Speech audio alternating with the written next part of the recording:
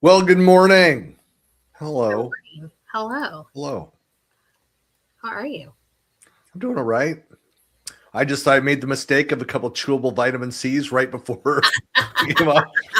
So I'm going to be salivating extra here for a minute. That's okay. I'll get us going. All right. Good morning and welcome to the latest episode of the Project Failure Files, the series for anyone who manages people, projects, processes for a living. Say that 3 times fast. I am Sharon Weaver, CEO of Smarter Consulting. And I am Christian Buckley, founder of Collab Talk, and welcome to another episode of our series where Sharon and we explore the management and leadership topics from the perspective of what not to do. I love it. So today's going to be a fun one for us, guys. We are talking about a problem that is actually kind of really surprisingly common. It's the idea that you are doing excellent work, but nobody ever really notices. That's all of the work that I do, Sharon. All of it. I know. I told you it's going to be a great topic for us. So today we're going to call this one hiding in plain sight. And basically, it's the belief that if you've ever worked hard, delivered consistently, but you keep your head down, you think that the results will speak for themselves and everybody will notice and they will come to your side to promote you. Sometimes they do, Sharon. Okay. But a lot of the time, they really don't. Especially, you think of that in busy, fast-moving organizations where the visibility tends to favor those that are loud, of work that is recent or highly visible. Like everybody chases over that sexy new project that everybody wants that has a high priority visibility up to the CEO. But that work is not necessarily what's most valuable in the organization. Yeah, exactly. I mean, there's a saying, a cliche, the squeaky wheel gets the grease, and it's not there for nothing, right? I mean, right. We have cliches for a reason, but there's real tension here because here's the thing. And you and I have talked about this ad nauseum, right? Mm-hmm. We've had this conversation so many times because most people, especially excellent employees, don't want to come across as boastful or self-promotional or shallow. And so they stay quiet. But that humility is ironically exactly what turns into invisibility. I know we're going to get into it as we talk about this. Sharon and I together, we've coached for a couple years, 2.5 years, we've coached a cohort of people that want to become Microsoft MVPs. And one of those things, we share personal stories, but that's one of those things we talk about is sometimes how difficult it will be to you feel like, I don't want to be just up here ringing my own bell. Look at me, look at all the things that I've done. Ding, ding, Christian. Right. So we're going to talk about some of that. I've seen incredibly capable people that have been looked past for, jobs. They went and they did a search externally because they just weren't aware of what happens. Or a common scenario, Sharon, is where new employees come in where they're hired based on this skill set, whatever that is. And we don't even ask hey, we have this need. Does anybody have prior work experience in this area? So you as a manager, you don't understand the full scope of what you have. And again, this is just something that it's difficult to, like, how do I communicate out and how do I do it in the right way so it doesn't look like, hey, look at me, but it's, you want to be able to make it visible, but do it in the right way, find that balance. And I guess that's what we'll get into here. Yeah. I mean, ultimately, people get frustrated, people disengage, organizations and leaders end up making decisions with missing information and complete pictures of where their real talent and impact are and what their real potential is. And meanwhile, then what happens is recognition starts skewing towards the people who are most comfortable with speaking up, those squeaky wheels, even if they're not the ones actually driving the outcomes. Yes. And, I speak a lot on that is something called superhero syndrome, right? And it's the idea of if I sweep in to save the day and I'm loud and boisterous about it, then obviously, I'm the one doing the work as opposed to somebody who isn't. And we have a whole nother episode for that one. But ultimately what ends up happening is false narratives start to get created. Yeah. And a lot of times leaders assume that certain people are just more impactful because they're more visible, because they're telling people they are, where a lot of times just people who are quietly being excellent, that just gets overlooked. I was just thinking of a link that I just had shared with you, Sharon, recently of some, expert of over inflation of role and capability. But, the irony is visibility doesn't have to mean bragging. Correct. It a lot of times it's just being clear in the communication. So we've got stories, we'll share experiences.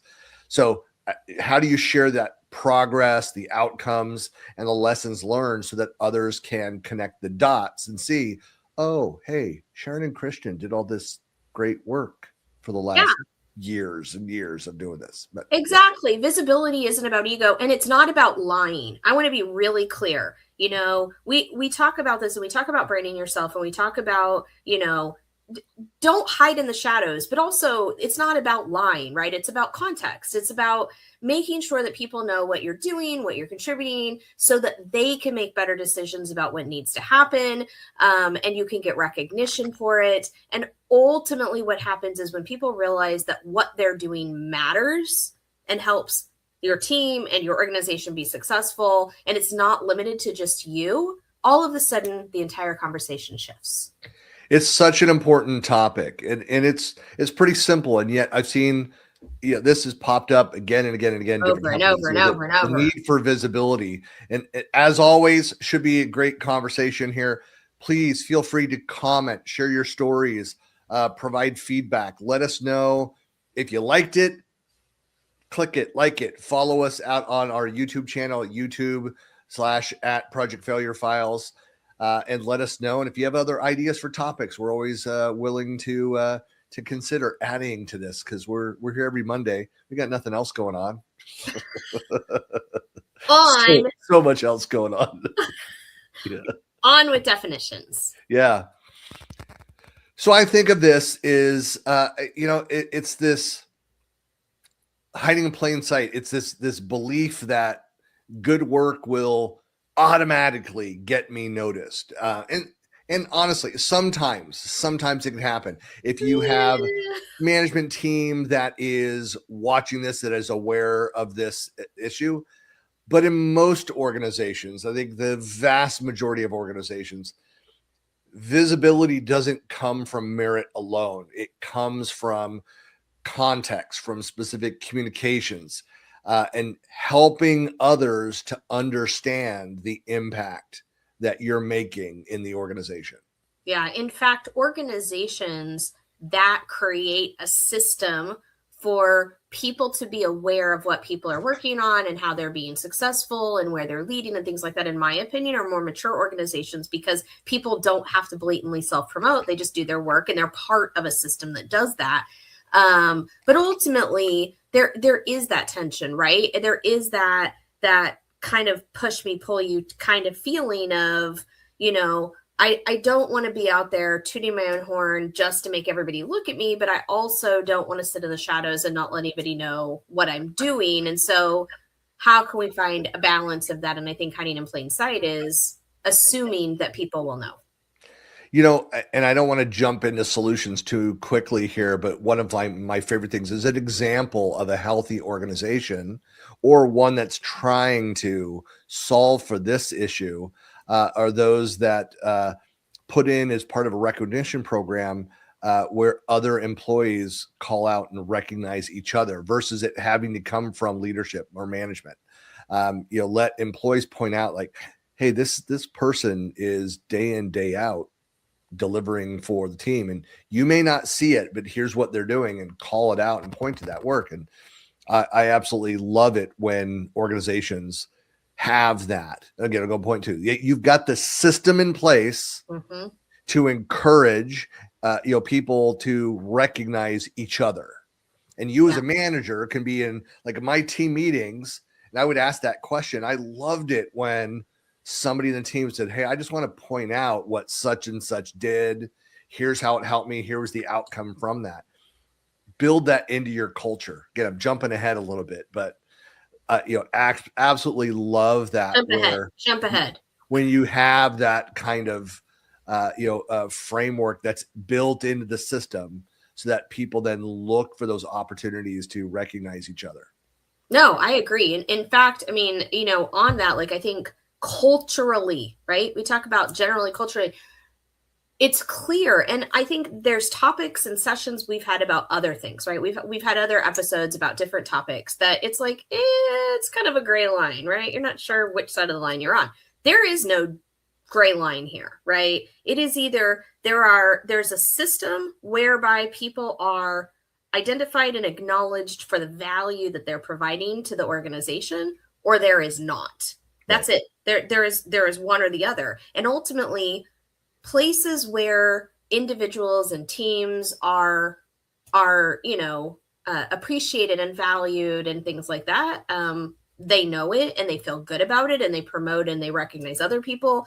And organizations where they don't and they force people to go toot their own horn and be visible, you are setting the stage for it to be the other way, where you're going to have a lot of great people hiding in plain sight. They're not going to feel valued. They're going to feel dismissed. And ultimately, they're probably going to leave. What I love about this too is that, if you're feeling underappreciated, this is something that if there's no system in place, there's no structure, you have a belligerent manager, whatever it is, you can start next team meeting. You can just like, hey, I want to call out, like find those opportunities to recognize somebody else. You can be the spark that starts that within your organization. I love it. I absolutely love it. Yeah. I mean, you can say something, you can create something, you can work with the organization to build something better. And it really doesn't take very much for you to do that. And on the flip side of this, right? If you've ever worked in an organization that does this, and I've worked at several organizations that did this, it feels so good. It feels so good to be identified, to be, brought up, to be edified. In fact, one of the organizations that I worked at as I worked up my chain and as I provided more value, I was presented in front of the executives, right? And it was like, hey, this person has been doing a lot of great things and here's why. And I mean, that was huge to me. And so I think when you think about it on the other side of it, when you have a system like that, when you have people who are recognizing independent contributors that are doing things or leaders that are doing things, then I think you create a better culture for people to want to be in. Yeah. It's I was just thinking about how you're having worked in some very sales-centric organizations, and they had a lot of leaderboards and things around, again, sales, hitting the numbers, closing deals. I get it. I love it. Seeing that, especially how difficult it is as a non-salesperson to go and do that type of sales, phone jockey, close massive deals, like all of the pressure that they're under in that line of work. And there's some people that are just really good at it. One of my kids is fantastic at it, just has that skill, can go and do that. but it's also easy in those kinds of organizations for all of the attention to be given to that side of the business. But you think about it, there's a system in place. They're recognizing and rewarding their piece of that structure. What was missing was the rest of what led to them being able to close that deal.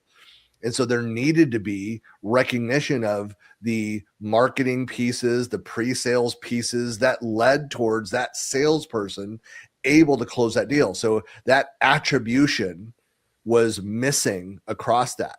Well, this former company, they recognized that after a while and figured that out. And it happened because someone else had actually identified, met with this client for this massive deal, somebody had demoed to that client, somebody had created content specifically to solve that customer's needs, and then somebody had pointed that customer over to a salesperson who then went and closed the deal, like put the contracts in place. And then the bell got rung and kind of all those other things. Now the salesperson came back completely, thanked the person who did all the work behind the scenes to do that. But the management chain did not. And between the person and the salesperson went and said, there's something broken here. We need to point this out. Actually made a change to recognize that attribution throughout the organization. Yeah, no, yeah. I think that's great. Like, and I think you can tell when you have a place that's like that, and you can see the difference in the way that people feel about it. Right. Because, so let's talk a little bit about what happens if we don't do that. Yeah. So I think one of the biggest risks of hiding in plain sight is career stagnation. So not because you aren't capable, not because decision makers don't have a clear picture of your impact necessarily, but silence often gets mistaken for a lack of ambition around it. So that's why, again, you don't have to be constantly thrown out the humble brags. Like there's ways of doing that. But you just need to be careful. If you're too quiet too often, you're letting things slip past. Then it looks like, well, that person, they're just happy doing what they're doing in the background and nothing ever changes there. You do need to speak up. You need to defend. I love this phrase, defend the brand, defend yourself, defend your role, your own career, because nobody else is going to do it for you. Yeah. And for good and for bad, I always take this one with a little bit of grain of salt, but the reward for a job well done is more work, right? Yeah. And this a lot of times is attributed negatively, right? To the idea that, well, if I work hard, then I'm just going to get more work, and why get more work just to get more work? But I also want you to think about the fact that if you are doing a good job, right, and people know it, they're going to give you more of that type of work. So if you're happy doing what you're doing and you're telling people you're doing a good job and people know you're doing a good job, you're probably getting more of that type of work. Whereas if nobody knows that, the credit may go to other people, and maybe you don't get credit for that. And so maybe you don't get the same opportunities. Maybe you don't get the same recognition because nobody knows that, you were part of that. I have the thought process on this too, Sharon. It's a great point. Don't think of it as a negative that you get more of the same kind of work. It's like, no one's going to promote you if they don't think that you have successfully conquered what's already in front of you, that current role. Mm-hmm. They want to see that you've mastered that area before you are able to move on and do other things well. And so it's not a bad thing to have more work, but then you also need to be having that conversation saying, hey, this is great. I can continue doing this, but I want to develop more skills. I want to learn other things. I mean, again, that's why I said, like, you have to defend your own career and get out there. Let your manager, let your leadership know that this isn't where I want to be long-term. Like, I'm happy. I'm doing, this good work. Great. But I want to grow. What else can I do beyond that? That is just another area. No one's going to hand that to you if you don't speak up. Well, yeah, because, on the what not to do file, Okay, so I sit over here, I quietly do my work. I'm doing a fantastic job, but nobody knows. So no, I don't get any recognition. I don't get any more opportunities. I'm kind of like, why am I even doing this? Right? Why would I even bother? Why would I do more work? Because I'm just pretty quiet and miserable over here. Anyways, it's not like I've gotten anything out of it. And ultimately, what will happen is another person or another organization or an outside influence is going to be like, start noticing, and they're going to be like, hey, you should come over here where I can give you some recognition. And everybody on your team is like, well, we're kind of glad that they're leaving because they weren't doing anything anyways. Until they're gone and realize what they just missed out on. Yeah, that's one of those things where it's a bad sign if people feel that they can't progress, they can't move up without leaving your company. That's something. I mean, the reality might be that, look, this is the work that we have, the task at the level, and we don't have the budget, we don't have the scope, or we've had conversations with you and you don't have the skills that you think that you have to be able to move up to the next role. But again, how do you know if you've not had any of those conversations, if you've not made that known? Yeah. If you're not properly recognized for the work that you're doing in the first place. But if you go and you're having those conversations, because this is something that you should have with your manager, I would go in and say, this is what I've done. Here's where I've gone above and beyond. And it, in a healthy planning around that, here's the scope of the role. Here's where I've met my commitments. Here's where I've exceeded my commitments to prove I can move up in this next role. And even then, with all of that done, maybe the only way for you to grow in your career is to leave and go elsewhere where they do recognize all of the other things that you've done in that space. But at least you should have those conversations with your manager. I mean, I remember having this conversation with a direct report who was at the top of what his earnings scale could be in that role, and up to the next level. He wasn't quite there yet. He was exceeding. I said, yes, but you're exceeding of this role, which still is at best meets. It's like, it's not up fully into where this next level will be. I said, so let's give you some additional stretch goals. Let's give you more responsibility. There's more that you can go and do. And I'm just happy to hear he got promoted about a year after I left the company. But he followed that path. He did those things. He did that additional work and was getting more visibility because of that. On the way out, when I left, I said, here's my recommendations. Here's what I see, my feedback on each of the people and on plan, So you need to be having those conversations. The other part of this, jumping into kind of what I mentioned earlier, Sharon and I run this cohort where we coach people on becoming MVPs.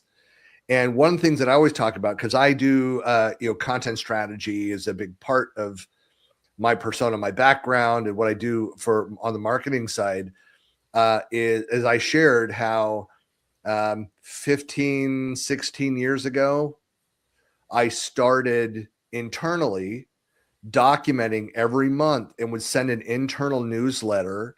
And I was, in marketing, I became the chief evangelist for this product company. But I started put together, like, here's all the articles, here's all the sessions that I'm giving at conferences, and sending that out internally. It wasn't like a, hey, look at me. It was, look at all these resources, which you're unaware of, that when you're having a conversation with prospects, with customers, you can say, are you aware of this article? Does this answer your question? So a lot of my content was created from customer questions. And so we had this relationship. So I started putting this together, which I've done for over a decade now, a monthly blog post where I catalog everything that's public in this one place. And it's not meant to be just a hey, look at me. Again, it's as much for my own brain, cataloging what did I do the prior month. Here's everything I've written, where I've spoke, webinars that I've given, like all of those things. So I've got this link list, for every month for more than the last decade. I think, as looking back, I think I started doing it externally in 2013. So, long time. But that kind of fits in, is like for that role and for what I was doing, that was a way that I could go and put that list together so that people go and find it.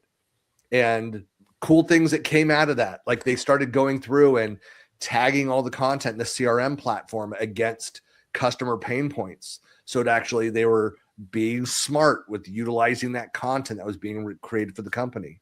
And did it help raise my profiles? And yeah, I was in kind of a unique position there.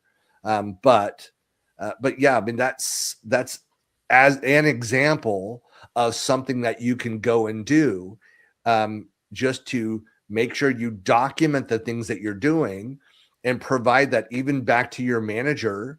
And you can give out copies of it to discuss it with your teammates, your team members, and say, here's my weekly reporting to our manager, but why would I not share that with my peers as well, of the stuff that I'm doing?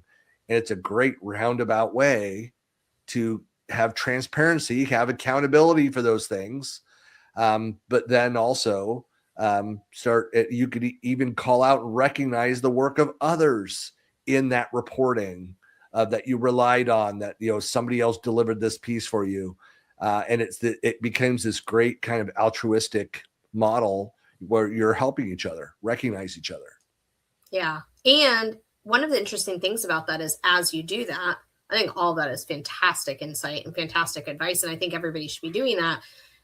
When you give that feedback to your management, your leadership, your organization, your teammates, I think that, that really can show you what your organizational culture is pretty quick.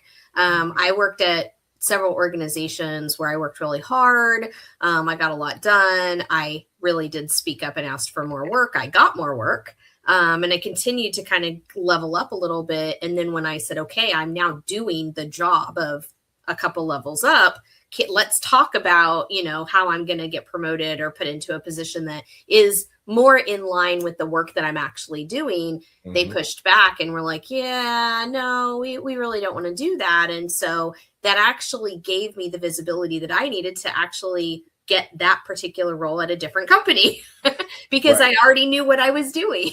Right. Well, that's it. It's, again, I think where a lot of people struggle is like, I don't want to come off like I'm, like it's ego related. I think that is being subtle with your self-promotion. It's really just about good communication. Mm-hmm. You talk more about outcomes. It's not so much about what you did versus here's what was done. I led the project. I did the deliverables. I did like the pieces. Focus on the outcomes. Focus on the lessons learned from that, and the team wins. If you're framing it that way around impact instead of around you and your ego, it won't feel awkward. It won't sound arrogant, like, hey, look at me. It'll focus on this. Look, I'm not here because I want to be here. Like, it's the job. It's about the company, what we're trying to accomplish. I mean, I'm here because I want to be here. And you have the bullet points for your resume ready to go. There you go. Exactly. But I think there's a lot of other things. I think of like, strategies for overcoming this culturally. Again, I go back to what I said before. If you don't have the structure in place, start it by recognizing others.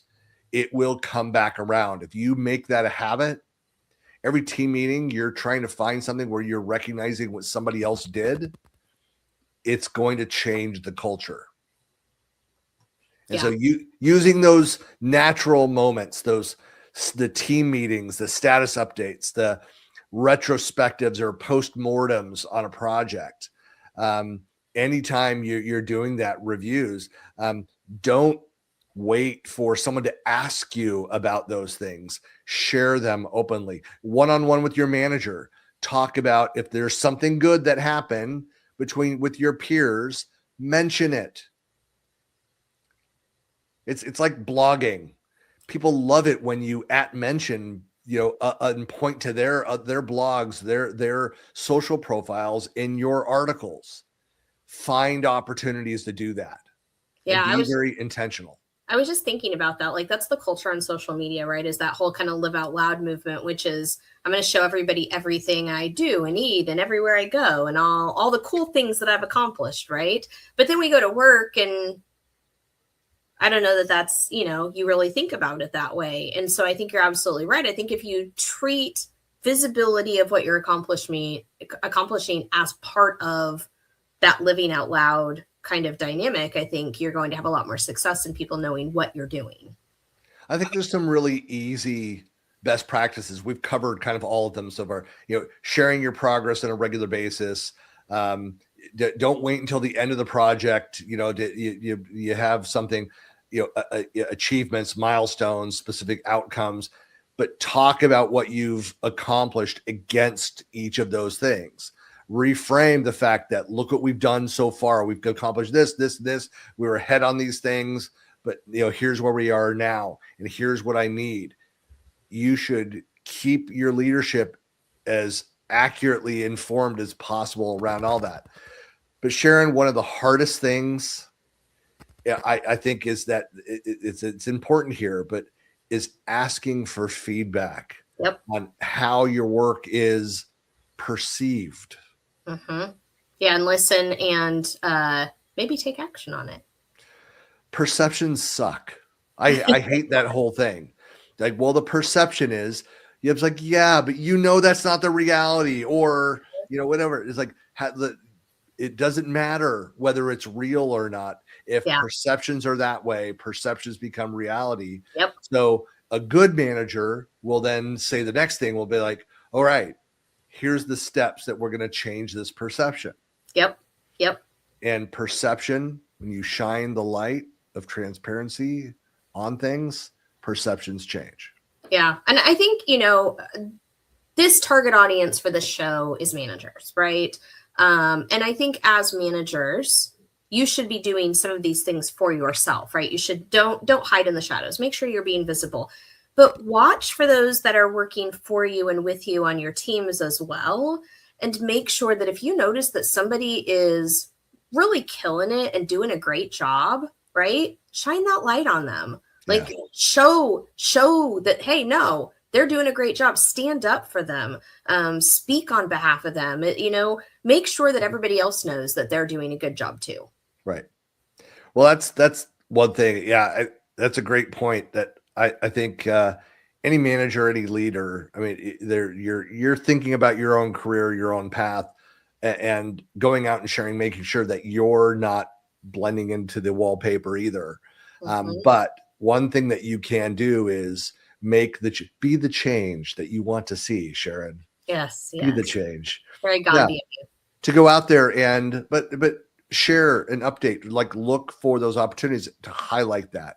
Mm-hmm. You're right, because there doesn't have to be a financial reward. There doesn't have to be a promotion that comes with recognizing people for doing good work. Sometimes that public recognition might be all that you're capable of doing now, or have the budget for, or allowed to do.